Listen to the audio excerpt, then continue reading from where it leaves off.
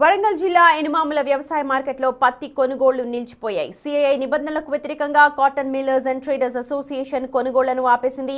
L1, L2, L3 నిబంధనలు తొలగించాలని, ఎకరాకు 7 క్వింటాళ్ల నిబంధన ఎత్తివేయాలంటూ అసోసియేషన్ సభ్యులు డిమాండ్ చేస్తున్నారు. పూర్తి సమాచారాన్ని మా ప్రతినిధి వేణు అందిస్తారు. తెలంగాణ వ్యాప్తంగా పత్తి కొనుగోలు ఎక్కడికక్కడ నిలిచిపోయి ఇక ప్రధాన మార్కెట్ ఎనుమాముల వ్యవసాయ మార్కెట్లో కూడా పత్తి కొనుగోలు కూడా నిలిచిపోయిన సిచ్యువేషన్. పత్తి వ్యాపారులు మనతో ఉన్నారు. అసలు ఏంటి వాళ్ళ డిమాండ్ ఏంది, అసలు వాళ్ళ సమస్య ఏంది తెలుసుకునే ప్రయత్నం చేద్దాం. ఏంది అసలు ఈ రోజు నుంచి పత్తి కొనుగోలు ఆపేశారు, ఏం చెప్తారు ప్రభుత్వానికి, అసలు ఏంటి ప్రధాన డిమాండ్? మాకు సిసిఐ పర్చేసింగ్ విషయంలో మాకు ఎలాంటి అభ్యంతరం లేదు. మా యొక్క జిన్నింగ్ మిల్లులు వరంగల్లో 23 ఇండస్ట్రీస్ ఉన్నాయండి. ప్రజెంట్ L1, L2, L3 అని పేరు చెప్పి మాకు 12 మిల్లులు నడుస్తున్నాయి. ఇంకొక 11 మిల్లులు స్టాప్ చేశారు. కారణం ఏంటంటే ఈ పత్తి ఈ 11 మిల్లు నిండిన తర్వాతనే తతిమా మిల్లులకు వస్తామని సిసిఐ వాళ్ళు చెప్తున్నారు. తెలంగాణ వ్యాప్తంగా కూడా 322 మిల్లులు ఉంటే 50% అంటే 125, 126 నడుస్తున్నాయి. తతిమా మిల్లుని మొత్తం బంద్ ఉన్నాయి. మాకు అందరి సేమ్ బిడ్డింగ్ రేట్లో మాత్రం 145 రూపీస్ ఫర్ బేల్ అని అందరికి ఒకటే రేట్ ఇచ్చారు. అన్నీ నడుపుతాను మాకు మాట ఇచ్చారు. దాంతో కూడా మనం వాళ్ళకి అందరికీ అగ్రిమెంట్ చేయడం జరిగింది. సిసిఐకి 322 మిల్లులకు 322 మిల్లులు అగ్రిమెంట్ చేసినాం. కానీ నడపడంలో వాళ్ళు జాప్యం చేస్తున్నారు. ఎందుకంటే వాళ్ళు ఏదో ఒకటి కారణం పెట్టి మీకు కాంపౌండ్ వాల్ లేదని, షెడ్ లేదని ఏదో ఒక కారణం చెప్పి పెట్టి ఈ మిల్లులను నడపకుండా, ఇప్పుడు మా మిల్లులో ఒక మిల్లుకు 150 మంది కార్మికులు ఉంటారు. కరెంట్ ఉంటుంది. వాళ్ళకు జీవనోపాధి లేదు. పొద్దున సాయంత్రం వరకు కూడా 100 రూపాయలు కూడా వాళ్ళు పట్టుకునే పరిస్థితి ఉన్నది. ఇప్పుడు సీసీఐకున్న government private purchase rate difference కూడా ఉండడం వల్ల సీసీఐ మీదనే రైతులు ఎక్కువ ఆధారపడి ఉంటారు. ఎందుకంటే మా 6800 ఉంటే వాళ్ళది 8100 రూపాయలు, సుమారు 1600-1700 రూపాయలు ఎంఎస్పీ రేటు ఎక్కువ ఉండడం వల్ల కూడా వాళ్ళు రైతులందరికీ సీసీఐ కోసమే వాళ్ళు నాణ్యమైన పత్తి ఆపుకొని ఎండబెట్టుకొని తీసుకొచ్చుకోవడానికి రెడీ ఉన్నారు. కానీ సీసీఐ మిల్లులు మాత్రం అన్నీ ఓపెన్ చేయట్లేదు. దానివల్ల కూడా రైతులు ఇప్పుడు సపోజ్ చెప్తున్నాం, యాక్చువల్గా పోయిన సంవత్సరం తెలంగాణ మొత్తం ఎక్కడైనా అమ్ముకోవచ్చు అని రైతుకు ఫెసిలిటీ ఇచ్చి అన్ని మిల్లులు నడిపారు. ఈ సంవత్సరం ఆ సిస్టమ్ తీసేసి స్లాట్ సిస్టమ్ అని కొత్తగా పెట్టారు. ఏ జిల్లాకు ఆ జిల్లా, ఫస్ట్ మండలాలు అన్నారు, తర్వాత జిల్లా చేశారు. జిల్లా చేసిన తర్వాత ఇప్పుడు ఆ జిల్లాలో కూడా సరి అయిన మిల్లు ఇప్పుడు ఒకటి గన్పూర్లో ఉంటే ఒకటి వరంగల్లో ఉంటుంది. గన్పూర్ అయినా వరంగల్కు రావాలన్నా కూడా వాళ్ళ ఇష్టం. రైతు ఎక్కడ దగ్గర ఉంటుందో వాళ్ళ అనుకూలం బట్టి వాళ్ళు రైతులు పోతారు. అట్లా కాదు నువ్వు ఈ మిల్లుకే రావాలి అనే ఉద్దేశంతో ఆ స్లాట్ బుకింగ్ పెట్టారు. ఆ స్లాట్లు కూడా సరిగ్గా పనిచేయట్లేదు. అది స్లాట్కు కొన్ని ఇస్తున్నారు ఒక మిల్లుకు. ఆ స్లాట్లు అయిపోయినాయి అనుకో మళ్ళీ ఇంకో మిల్లు పోవాలి. అట్లా కూడా రైతులకు కూడా ఇబ్బంది అవుతుంది. కొంతమందికి రైతులకు అవగాహన లేదు ఇది కపాస్ యాప్ మీద. దాంతో కూడా రైతులు చాలా ఇబ్బంది పడుతున్నారు. కాబట్టి మా కోరిక ఏం లేదు, మాకు అన్ని మిల్లులు నడవాలి అనే ఆలోచనతోటే ఈరోజు బంధుకు పిలుపునిచ్చినాము. దీని వల్లనే ఈ కొనుగోళ్ళన్నీ ఆగిపోయినాయి. మీరేం చెప్తారు? గతంలో రైతులు ఎక్కడ అమ్ముకున్నా కూడా ఇబ్బంది ఉండకపోయేది. వాస్తవానికి L1, L2 ఎత్తు కానీ మీకు కొన్ని మిల్లకు పర్మిషన్ ఇవ్వడం కానీ కొన్ని ఆపడం కానీ, ఇది ఎందుకు సమస్య ఎక్కడ వస్తుంది, ఎక్కడ సొల్యూషన్ దీనికి? సిసిఐ పత్తి కొనుగోలును ఏ విధంగా తప్పించుకోవాలని చూస్తుంది తప్ప ఇది సిసిఐ కానీ రాష్ట్ర ప్రభుత్వం కేంద్ర ప్రభుత్వానికి ఎలాంటి బర్డెన్ లేదు. L1, L2 ఏంటంటే లోయెస్ట్ బిడ్డర్ ఏదైతే టెండర్ ప్రాస్పెక్టేషన్ ఉంటుందో ఎవరైతే ధర తక్కువ వేస్తారో వాళ్ళని L1 కింద వస్తుంది.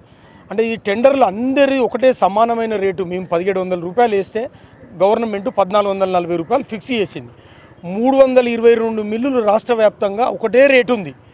ఏ మిల్లులో కూడా ఎక్కువ తక్కువ లేదు. అలా ఫైనాన్షియల్ బర్డన్ లేదు. ఇది ప్రధానంగా గమనించుకోవాలి. ఎందుకు మరి ఇబ్బంది పెడుతున్నారు కొనుగోలులో? ప్రధానమైనటువంటి వాళ్ళ ఉద్దేశం ఏంటంటే పత్తి కొనుగోలును తగ్గించుకోవాలి. ఇప్పటి వరకు తెలంగాణ వ్యాప్తంగా దాదాపు సుమారు 3.5 లక్షల బేలు లాస్ట్ ఇయర్ ప్రొక్యూర్మెంట్ చేశారు. ఇప్పటి వరకు 1,30,40,000 బేలే ప్రొక్యూర్ చేశారు. అంటే సగానికి సగం తగ్గిపోయినాయి.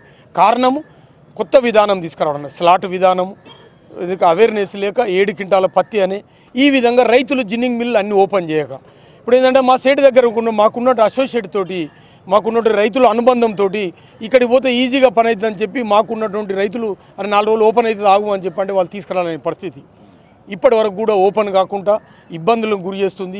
కొనుగోళ్ళను తప్పించుకోవడానికి తప్ప ఇలా వేరే ఏమి ఇబ్బంది లేదు.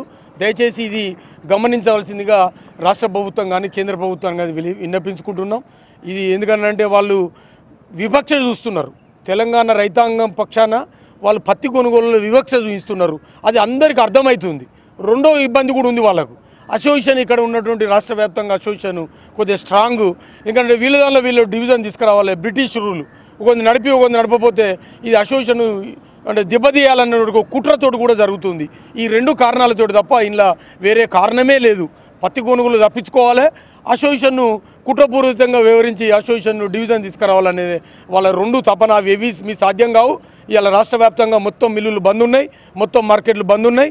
అది మొత్తం సమస్య అయిపోయే వరకు ఎవరు చెప్పినా కూడా ఓపెన్ చేసే పరిస్థితి లేదు.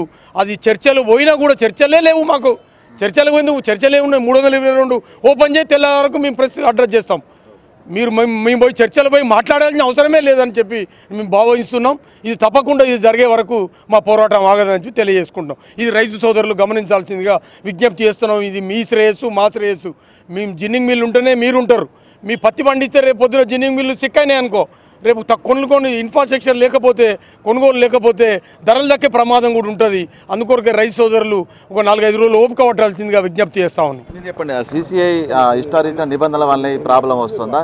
ఇవాళ బంద్ పెట్టారు, ఏం చెప్తారు? ఈ బంద్ ఇట్లా కొనసాగిస్తారా ఒకవేళ CCI కనుక దిగిరాపోతే? నా ఉద్దేశం, రైతు సోదరులకు మేము విన్నవించుకునేది ఏంటంటే, మా వల్ల మీకు ఒక 4 రోజులు 5 రోజులు నష్టమవుతుంది కావచ్చు.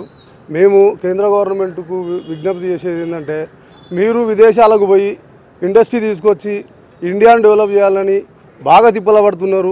మేము లోకల్లా భార్య పిల్లల మీద మొత్తం ఆస్తులు కుదబెట్టి ఇండస్ట్రీ కట్టి ఇక్కడ 3 నుంచి 5,000 మందికి మేము ఉపాధి కల్పిస్తున్నాం. ఒక్కొక్క ఇండస్ట్రీకి 350 ఇండస్ట్రీలు ఉన్నాయి. 322 ఇండస్ట్రీలు నోటిఫై అయినాయి. మీరు నోటిఫై చేసిర్రు. ఈ ఇండస్ట్రీ మీకు సరుకులు ఎక్కువ వస్తే అన్ని ఫిట్ అవుతాయి అని మీరు నోటిఫై చేసిండ్రు. ఇప్పుడు మమ్మల్ని విభజించడం కోసం మీరు ఇండస్ట్రీని నడపట్లేదు. మా సెక్షన్ కానీ మా కాటన్ వ్యవస్థను మొత్తం విడగొట్టడం కోసం CCI కుట్రపూరితంగా మమ్మల్ని ఇబ్బంది పెట్టడం కోసం మా ఇండస్ట్రీ నడపట్లేదు. ఇప్పుడు మేము 5,000 మందికి ఉపాధి ఇస్తున్నాం. పల్లెలల్లో ప్రజలకు సేవ చేస్తున్నాం. మా ఉపాధి కోసమే ప్రజలకు సేవ చేస్తున్నాం. మా ఇండస్ట్రీ 322 ఓపెన్ అయితేనే మీతోని చర్చలు, లేదు అంటే మేము చర్చలలో పాల్గొనం. మేము ఇండస్ట్రీ నడపం. రైతులకు మేము మేజర్ విజ్ఞప్తి చేసేది ఏంటంటే, ఒక 3 రోజుల నుంచి 4 రోజులు ఇబ్బంది అవుతుంది. ఈలోగా ఖచ్చితంగా సమస్య సాల్వ్ అవుతుంది. ఇది చూసాం కాటన్ అసోసియేషన్ సంబంధించినటువంటి నేతల వాదన. పూర్తిగా CCI ఇష్టారీతిన నిబంధనల కారణంగా ఓవైపు రైతులు, అదేవిధంగా వ్యాపారస్తులు తాము ఇబ్బందులు పడుతున్నాము, ఉన్న మిల్లులన్నింటినీ కూడా ఓపెన్ చేస్తేనే తప్ప కొనుగోలు ప్రారంభించలేదంటూ, రైతులకు కూడా దాదాపు 3 రోజులు ఇబ్బందులు పడవచ్చు, తమ శ్రేయస్సు కోసం చేస్తున్నాము, సహకరించాలంటూ కూడా నేతలు చెప్తున్న సిచ్యువేషన్. వీడియో జర్నలిస్ట్ సంతోష్తో వేణు బిగ్ టీవీ, ఎనమామల, వరంగల్.